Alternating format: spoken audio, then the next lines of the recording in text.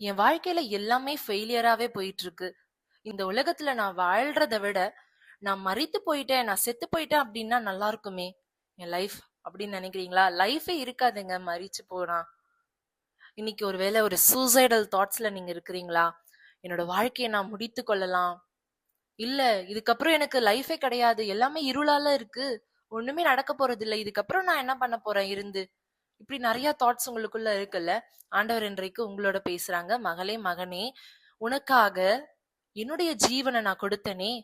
உன்னுடைய பாவங்களுக்காகவும், உன்னுடைய நோய்களுக்காகவும், உன்னுடைய எல்லாவித சாபங்களுக்காகவும், மற்ற காரியங்கள் எல்லாவற்றுக்காகவும் நான் சிலுவையில அறையப்பட்டேனே, அதெல்லாம் நீ மறந்துட்டியா அப்படின்னு கேக்குறாரு. இந்த உலகத்துல இருக்கிற அன்பை விட்டுருங்கங்க. இந்த உலகத்துல இருக்கிற மனிதர்களுடைய அன்பை நீங்க நினைக்காதீங்க. அதை நீங்க நம்பவே நம்பாதீங்க.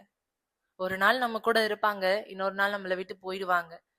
அப்படிதான் உங்களை தனியா விட்டுட்டு போயிட்டாங்கல்ல. இன்னைக்கு நீங்க ரொம்ப தனிமையில இருக்கிறீங்கல்ல. ஏதோ ஒரு டிப்ரெஷன், ஸ்ட்ரெஸ், ஆன்சைட்டி, இப்படி அநேக காரியங்களை ஒரு லோன்லினஸா நீங்க ஃபீல் பண்றீங்கல்ல. ஆண்டவர் இன்றைக்கு உங்களோட பேசுறாங்க. மகளே, மகனே, நான் உன்னை கட்டுவேன், நீ கட்டப்படுவாய். ஆண்டவர் ப்ராமிஸ் மட்டும் பண்ணல, கட்டுவேன் அப்படின்னு மட்டும் சொல்லல, நீ கட்டப்படுவாய் ஆன்சரையும் கொடுத்துட்டாரு. பாருங்க, எவ்வளவு நல்ல தேவன்ல.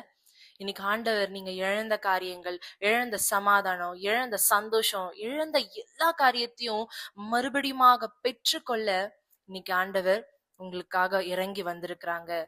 கவலையப்படாதீங்க. God bless you.